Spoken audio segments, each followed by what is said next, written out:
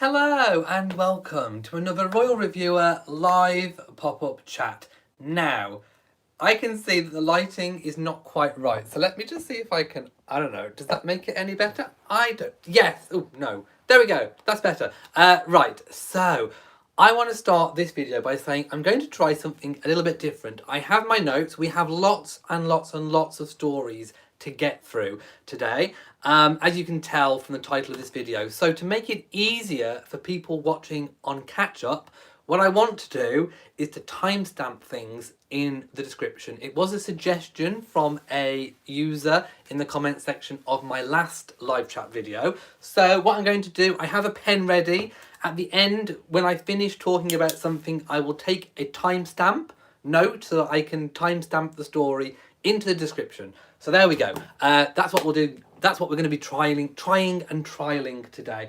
Let me go to the chat room and see who is live. Let's see if notifications are going out. I'm not entirely sure if they are or not, because obviously YouTube don't push out notifications for any more than 3 videos in a 24-hour period. I know, it doesn't really work for news channels. No, I don't think today that notifications are going out. So, most of you will be watching on catch up. So, what I'm going to do first of all is start with, let's start with Harry and Meghan.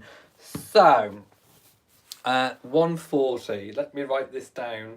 There we go. So, there has been news. As we know, Harry and Meghan have stepped back from being senior royals, from senior members of the royal family. We know this has been agreed, obviously, in conjunction with the palace and other senior royals. We know that Harry and Meghan want to become financially independent.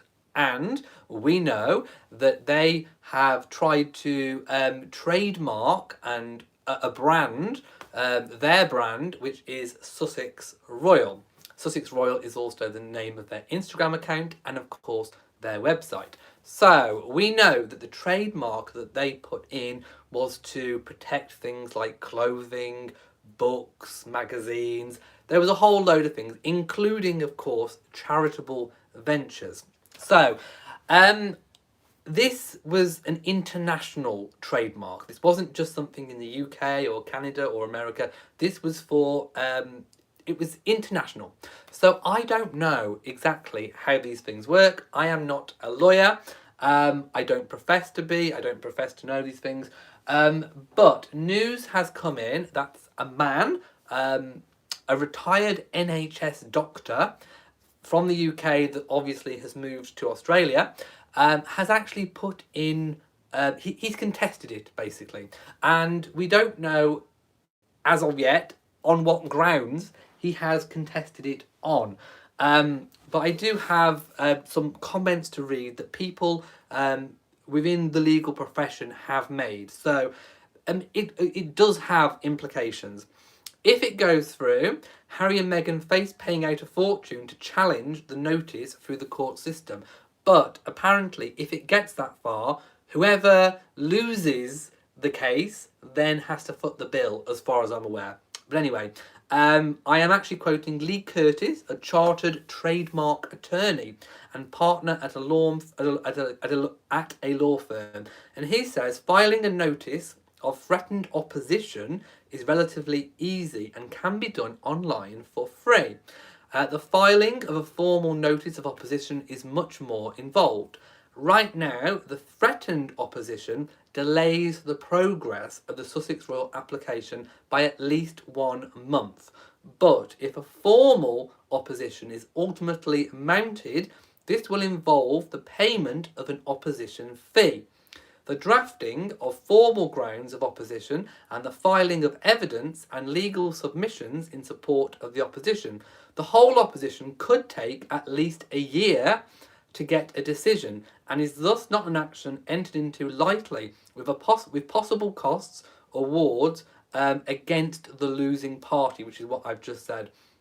A spokeswoman for the Intellectual Property Office added, "We are unable to discuss specifics about trademark applications whilst they are in progress."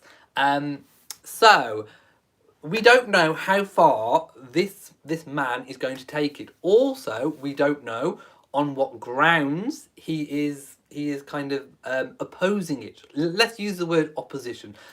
We don't know the exact grounds that he's using. Unless you've seen it elsewhere, do let me know if you have seen or heard any more on what grounds that he is opposing it. Do let me know, and I will of course comment. We also don't know who's behind him. We don't know who might be backing this man to be doing this. We don't know how deep his pockets are, which again boils down to who might be ultimately behind this. Could it be someone bigger, somebody wealthier behind this person, almost using this person as a bit of a pawn to get at Harry and Meghan?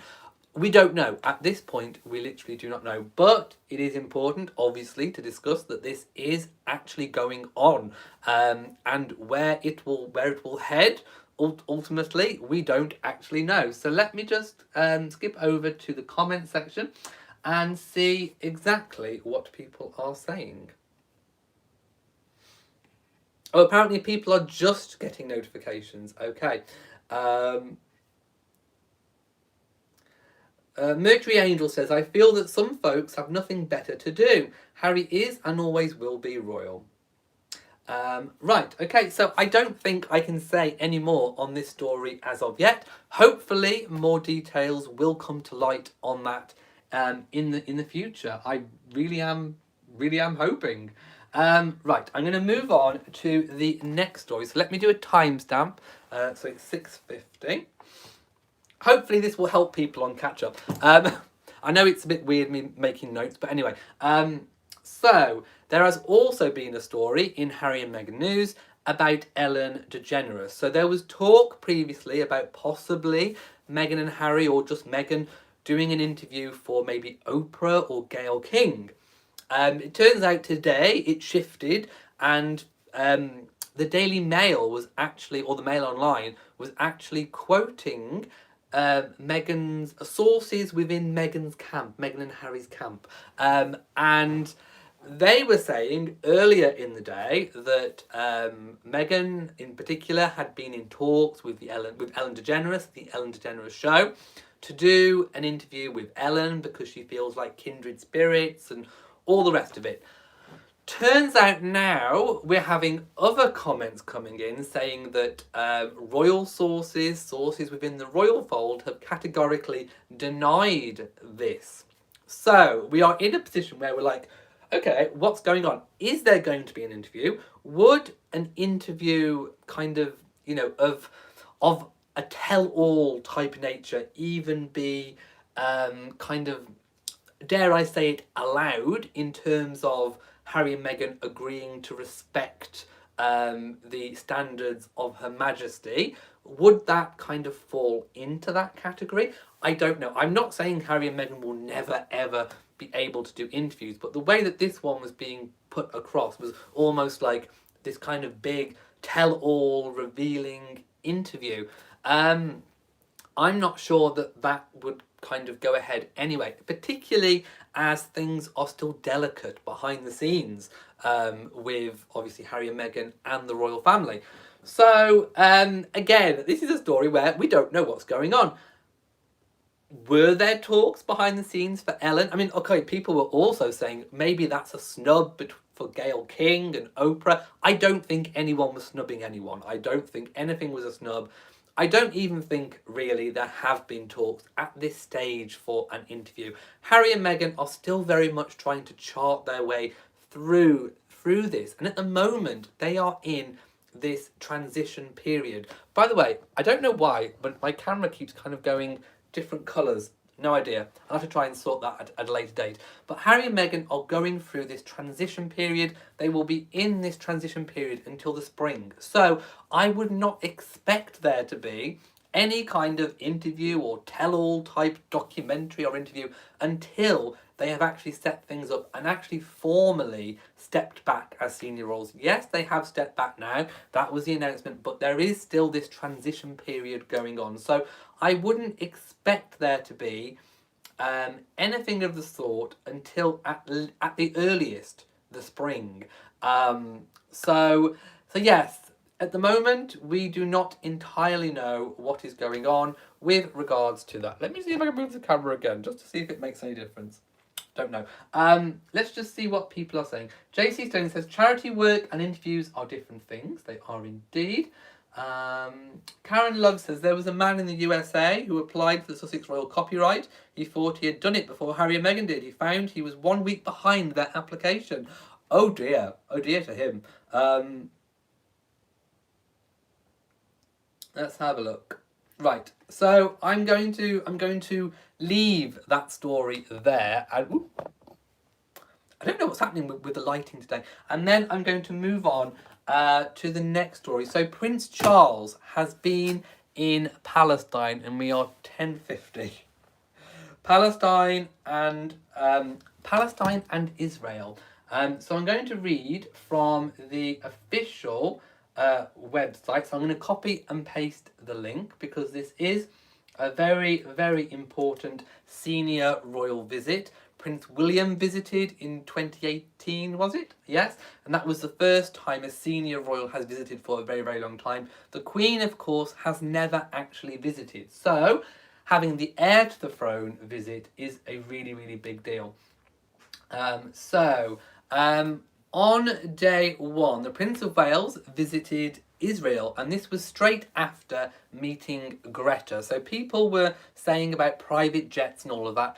That is why Prince Charles was flying private jet. It was because he was going literally whistle-stop tour of the World Economic Forum, and then he was going straight on to Israel and Palestine and the occupied Palestinian territories.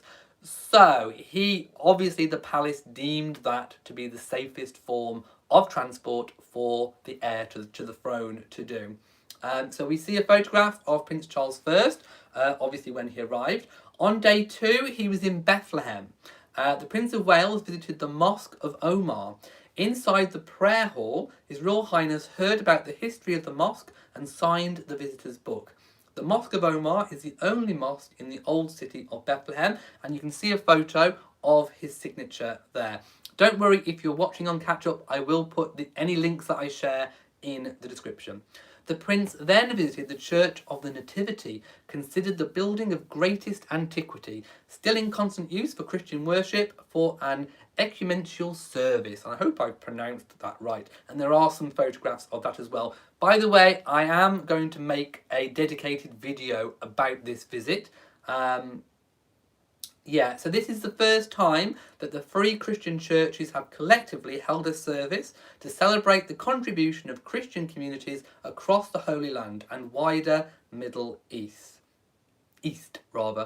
Then in the afternoon, His Royal Highness attended a reception to celebrate the strong ties between the British and the Palestinian people. Addressing gathered guests, the Prince said, "Throughout my life, I have tried, in whatever very small way I can, to foster greater understanding between people of different faiths, to heal divisions and to remind people of so much that we share in common, as opposed to what divides us.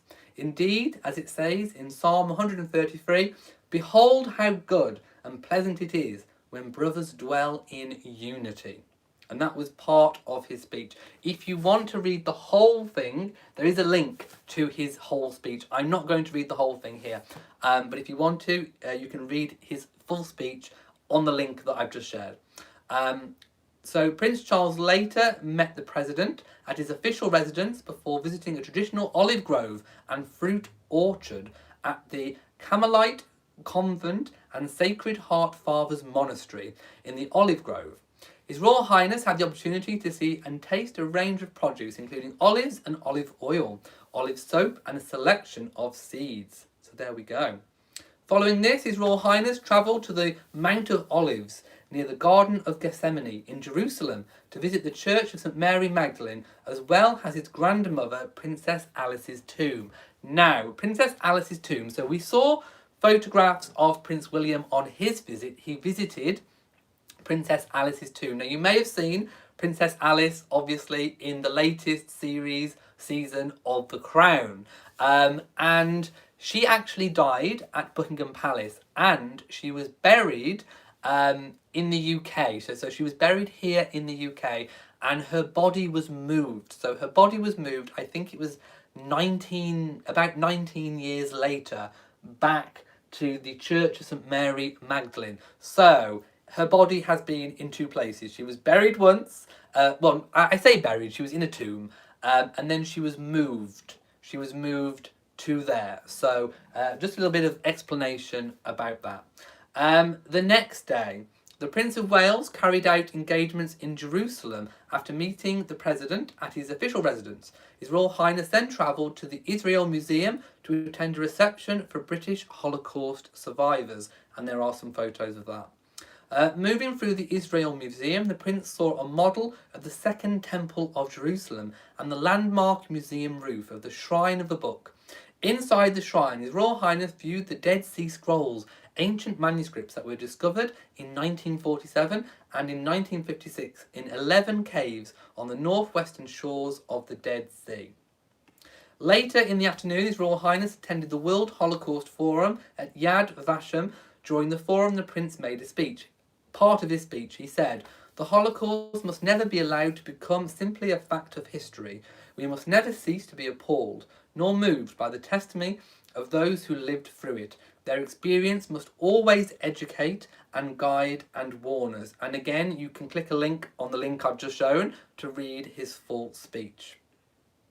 And that, up until now, is so far where we're up to. There are still things going on. The tour is still ongoing at present. I am now going to move on to the next point. Where are we? 1646. There we go.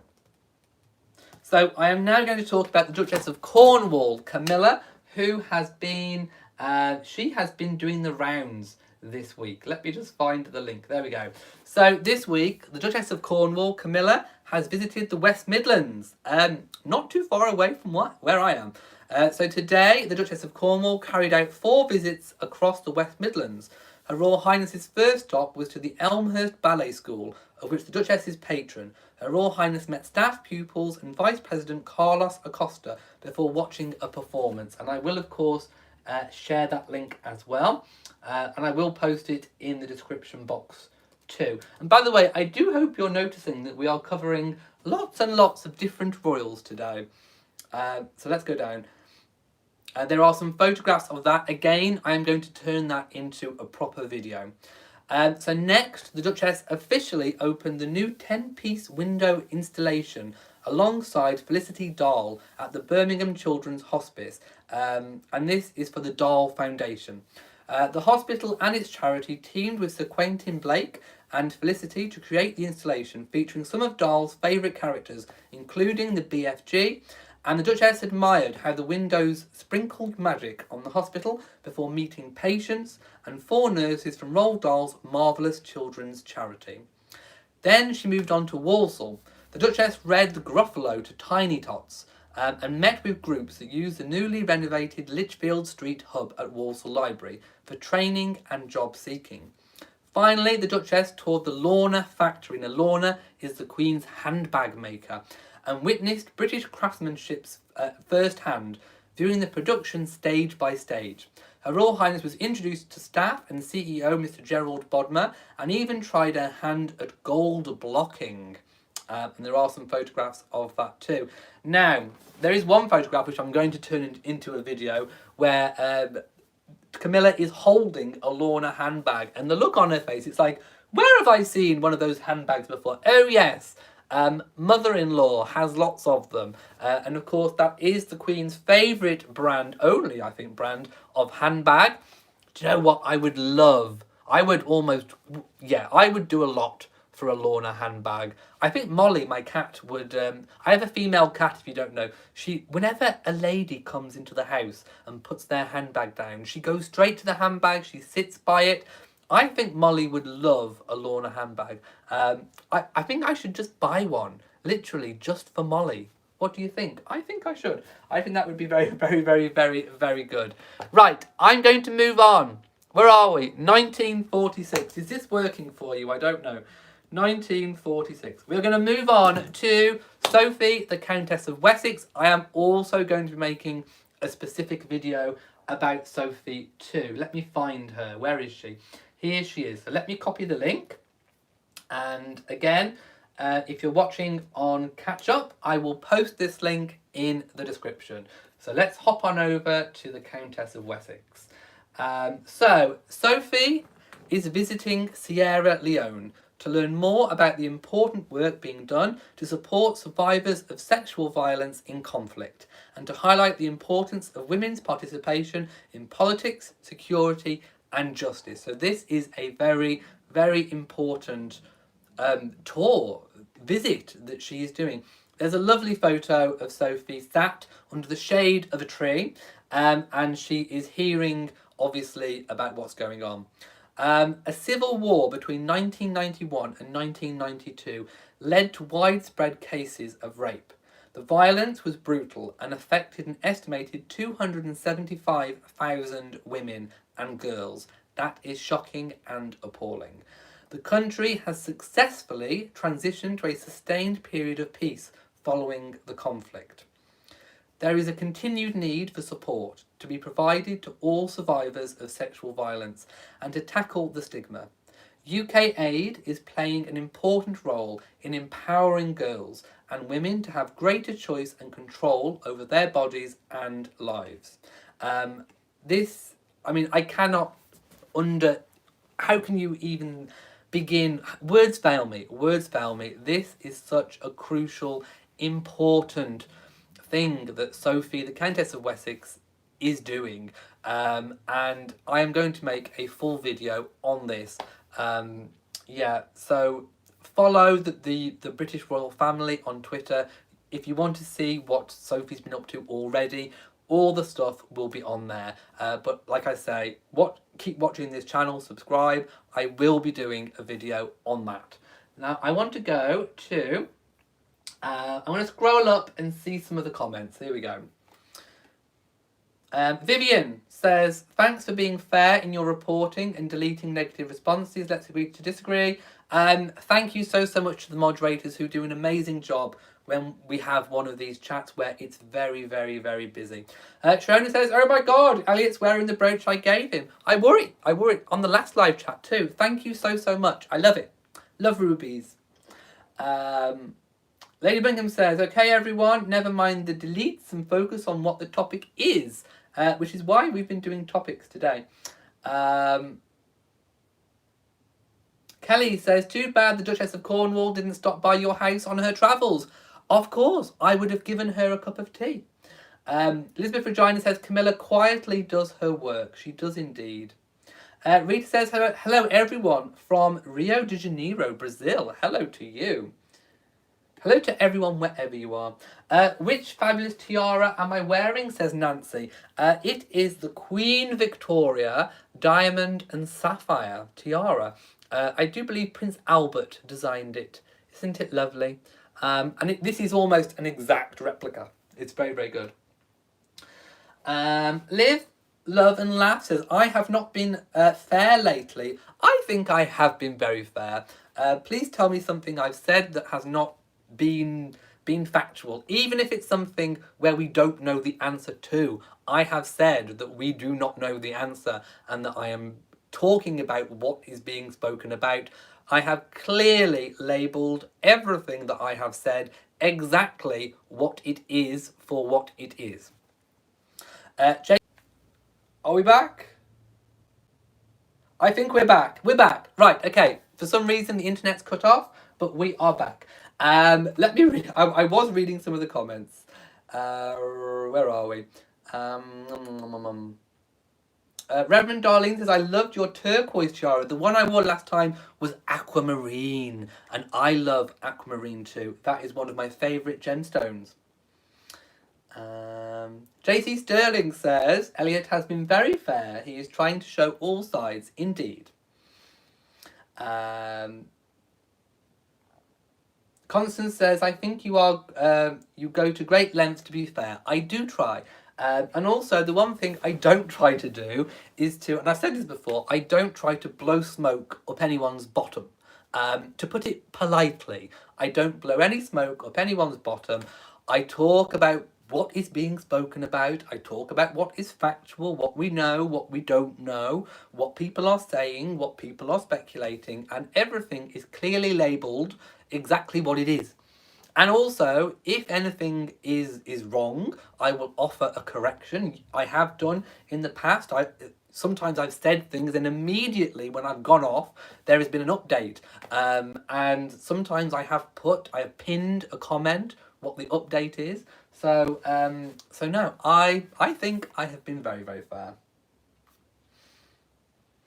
Barbie Longfellow says, as far as the Pence snub rumours, it has proven false, as I suspected. Charles greeted the Pences earlier and had a conversation.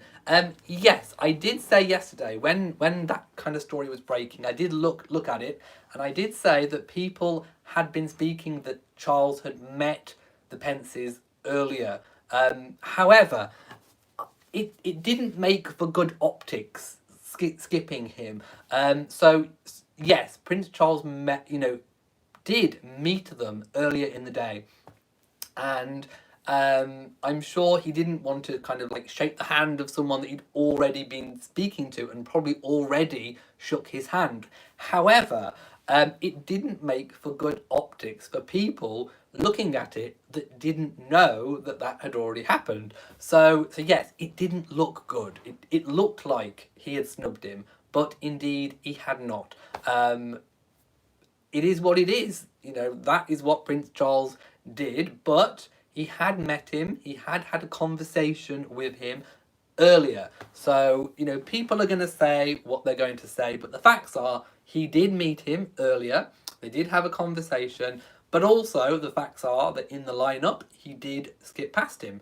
People are going to have their own ideas on what it is, but those are two facts. He did meet him earlier, and when on the lineup, he did skip past him. It is what it is.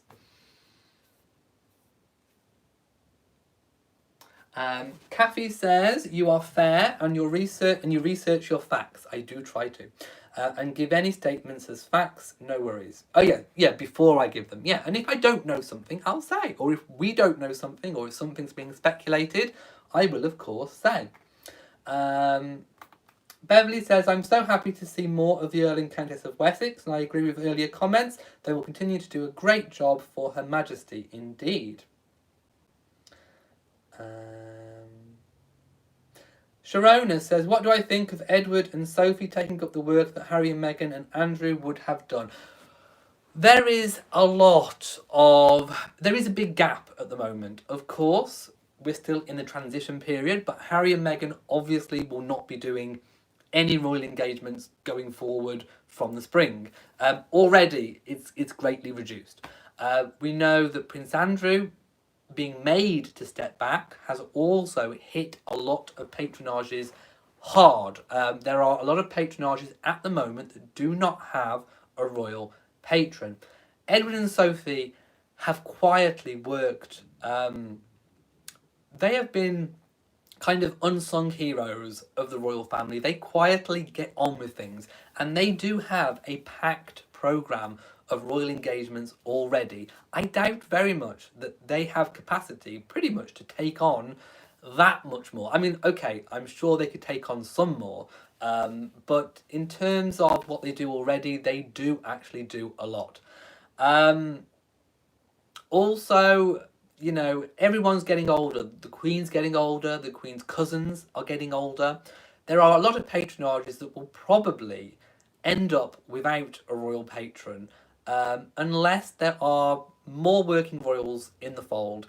George, Charlotte and Louis are too young to take on anything yet. Obviously, they're children. It won't be probably for another 25 years before they are taking on royal duties. So there will be a bit of a gap. We do have Princesses Beatrice and Eugenie, who are currently only doing a handful of royal engagements every year at the request of the Queen. Not enough to be even classed as part-time working royals. I would like to think that Charles will probably have to rethink his stripped-down monarchy plans, if indeed they are true, to include Beatrice and Eugenie, because I think there is a need, and I think Beatrice and Eugenie could take up a lot of the slack that could be coming their way, and I think they would be quite happy to do so. Oh, also, the Duchess of Cambridge was spotted wearing a new a gold chain, and it had George's initial for a G, Charlotte's a C, and Louis an L on it with 3 stars. Did you see? I thought that looked really, really cool. A little bit, I suppose, like my I have a little dog tag with and that's engraved. Maybe I need to update it with a circle. Maybe I need to get a circle one to copy. Oh, shall I copy? Let's see. Kelly says, never been big on Camilla, but she is a hard worker. She takes great pride and joy in her work. She does. She does. Annie's passion says, Princess Anne would be the perfect choice as Captain General of the Marines. Oh, Princess Anne. She does, what, 50 million engagements just before breakfast. We all know that. That's a fact. It's a fact. It's a royal fact. Princess Anne does 20 million engagements just before breakfast. She is a trooper. Okay, that's not a fact. I made that up. But you get my drift. She is hardworking, and I doubt very much Princess Anne can take on much more. I mean, I think Princess Anne is pretty much at capacity. So bring on Beatrice and Eugenie. I want to see more Beatrice and Eugenie. I really, really do. Mrs. Whoever, whatever, says, when the Queen dies, Charles will ask Harry and Meghan back. I think this refusal to let Harry and Meghan work for free was probably her choice. We don't know. I mean, we can't speculate on that. But ultimately, it's up to Harry and Meghan. Whether the Queen or Charles or William in the future wants them to come back is irrelevant. It's what they want. And I think ultimately that is what all of this has been about. It's been about what they want.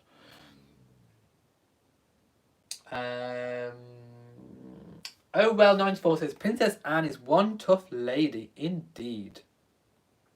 No, Beatrice has not got married yet. Oh, apparently Sussex Royal has just posted on Instagram. Let me just go and check. See, sometimes things just happen whilst I am live. Let me go check it out. It's coming slowly. Oh, they have. Okay, let me open it up. Let's take a peek while we're here. Let me do a timestamp, 32:32. Right, okay. So, Sussex Royal has just posted. Let me just show the photo. There we go. There's the photo for those of you who want to know. In fact, I will share the link. Let me just share the link. So, copy link, and then we'll go to it. There we go. So let me have a look. Today, on International Day of Education. There you go. If you didn't know, I didn't know, I wasn't aware. It is the International Day of Education. We highlight the importance of access to education for all. The Duchess of Sussex has focused on this both prior to becoming a member of the royal family and now as a patron of the Association of Commonwealth Universities. So, I think that could be a hint that she might be keeping that patronage, I think. Working closely, both the Duke and Duchess recognise the benefit, both personally and to society at large, when a young girl has access to education. On their recent tour to southern Africa, the Duke supported the initiatives of CamFed on the ground in Malawi. Over the years, the Duchess has worked in developing communities such as Rwanda and India, to find the hindrances to girls' ability to go to school and furthermore to stay in school. These can include lack of access to clean water, stigma surrounding MHM, cultural taboo, and many more reasons. So as President and Vice President of the Queen's Commonwealth Trust, which they will be keeping, that was announced, the Duke and Duchess thank all those who are working to give access to education for all. So there we go. A little bit of breaking news whilst I was live. Leanne says, I do wish Princess Royal would update her hairstyle. You can't get rid of the Princess Anne trademark hair. Do you know what? If anyone needs to get anything trademarked and copyright, Princess Anne needs to get her hair trademarked and copyrighted. Seriously. That is a trademark. Woo. I want Princess Anne hair. It's an ambition to get Princess Anne hair, seriously. Anfi says, I have some sort of feeling that Harry will miss his title as Captain General of the Royal Marines. Maybe later in the future he will be an unhappy person in terms of his career. I think that will probably be the biggest blow to him. Being a big military man, I think that will have hurt.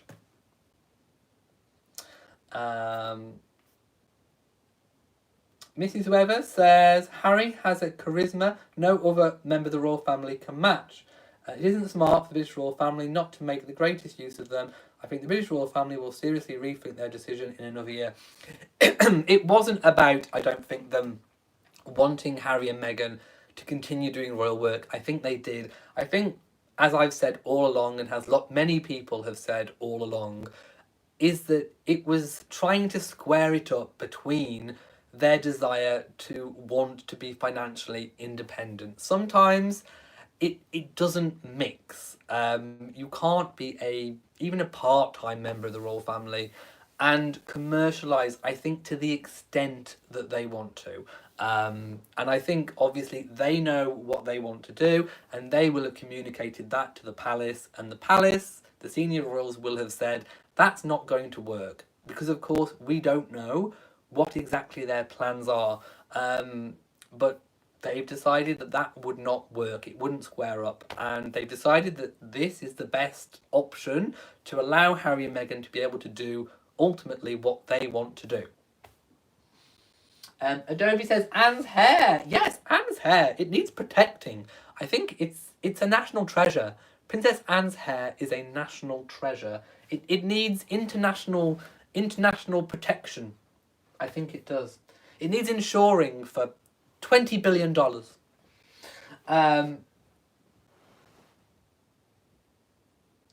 Right, and I am going to go now because I think I've spoken and addressed pretty much every story thing that's been going on right now. So, if you have enjoyed this video, please give it a big old thumbs up. Don't forget to share on social media, and also do hit that bell so that you know whenever I upload a new video. So from me in Shropshire, mwah, to you all, and goodbye.